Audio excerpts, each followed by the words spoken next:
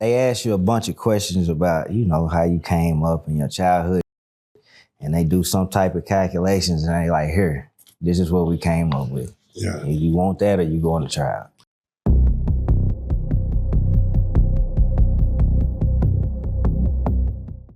You hit the when, you hit the where. We want to talk about the who as far as who was affected by you having to sit down for almost a decade. As far as who'd you leave behind? Your mother, mom, girl, my kid? My mom. Because she wasn't, she had a little era where she ain't had to work and shit. I was taking care of everything. So, when I told her she was going to have to get a job, that's when I kind of started feeling like I had let her down a little bit. Was she working prior? Nah. So you kind of been taking care of it? Yeah. And it just kind of hurt me like, damn, I done let her down. You know what I'm saying? Yeah. Who rides for you doing this? I mean, what was your mama's relationship as far as with you being in there? Was she the kind of come visit every so often? Did she? And they used to make sure they came on my birthday. Okay. Every year for my birthday they came, and she wouldn't have no money like that. So I had some homeboys that did keep it solid with me though. Okay, there you go. We're gonna get into that. So it takes us to the why, man. Whenever we do these prison stories, man, we try to understand the mentality of a young man when you sit in front of that judge and they about to hit that gavel and give you X amount of years to throw at you. You have to ask yourself, like, why am I in this scenario? What got me here? Like, what was the reason? Was it for money? Was it the rush? Was it the thrill? Was it for females? For you, what was it for you that got you in the lifestyle of just like, I'm taking penitentiary chances? Man, them have-nots got to me. I'm tired of being fucked up. Yeah. That's real. That's real.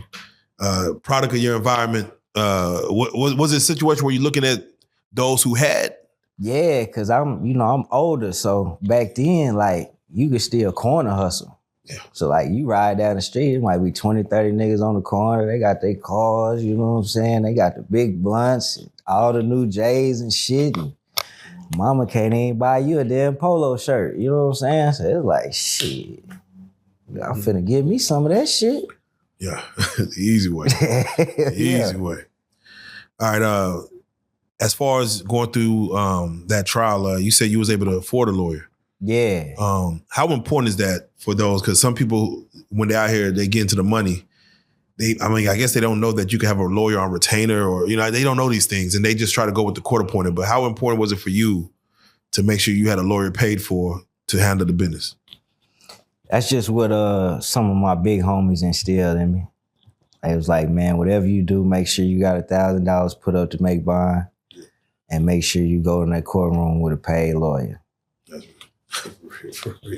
It seems like, now mind you, that was state. This is state case. Yeah, that's the state cases. Because I heard people say with feds, it don't even matter if you got to pay it or not. Sometimes you're wasting their money with a pay. Yeah, a lot of times. A lot of times. It's more of a. They ask you a bunch of questions about, how you came up in your childhood, and they do some type of calculations, and they like, here, this is what we came up with. Yeah. If you want that or you going to trial. Can you explain the point system for those that don't know how the point system in the feds work? How that works towards sentencing, things of that nature. The more charges you got, that's your what they call it. Man, I can't think. But the more charges you got, I think they was giving like 3 points for each felony, 1 point for each misdemeanor.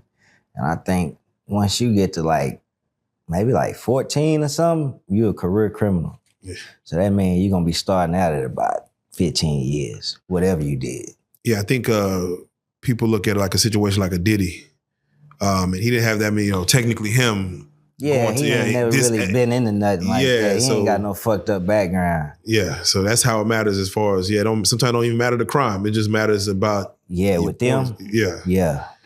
All right, well, let's get right to it, man. To go through the trial, how long did the trial last as far as in regards to getting you, or did you just accept the plea as far as? Yeah, with the feds, when they came and they gave me my shit, because I wasn't fully understanding how the point system worked either. Yeah. But it had to be God how that shit played out, because when I didn't turn myself in for the state time that I was supposed to go do, yeah, it stopped them from racking all them points on me.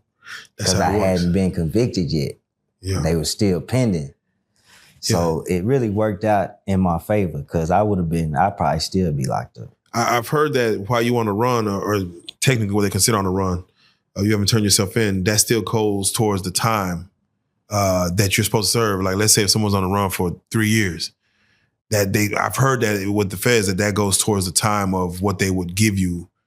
If is that true? Have you heard anything like that? Yeah, I can't believe that. As dirty as them bitches is, yeah, I don't believe that. They want to give you all the time they can. Fuck God damn no, it. man. What they hit you with? Was it 10? What were you supposed to do? What they hit you with? They gave me 94 months. That's what my PSI came back, 94 months. So I was expecting something more than that. So I was like, shit, run it. Get here. I'll take it.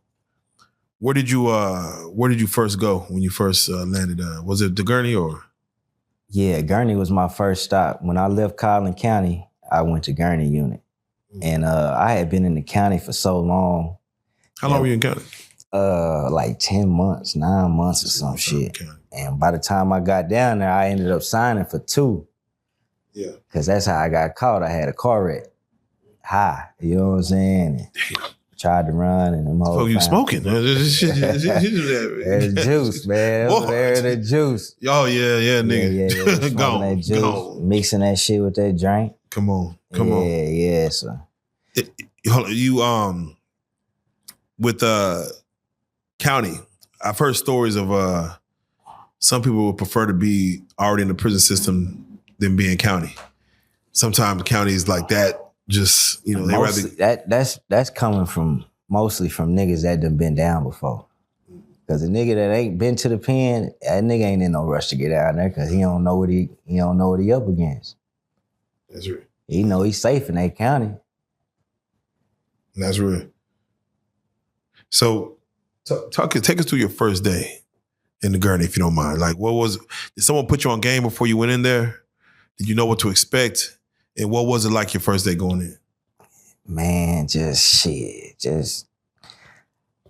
I accepted it for what it was. You know what I'm saying? I knew I did a lot of fucking up. So I was like, as soon as you hop off the bus, you ass naked. Man back there yelling and shit, talking about nuts to butts and all this old freaky ass shit. Yeah. I've heard butt naked Gurney is exactly that. That's anytime they what they say, there's a term they say get out of get up out of them. Get out of them. Yeah. Is that what do you feel they do that for? Is that for their safety? Is that just to really break an inmate down? Yeah, it ain't got nothing to do with their safety. I don't think. It's just, some humiliation type shit. And, they don't really want you talking outside their dorm. That'd be the main reason they catch you talking outside their dorm. Oh, damn. Yeah, so sometimes you might be on your way to breakfast at 3 a.m, 30 degrees. Get out of it. Damn. Yeah, straight like that.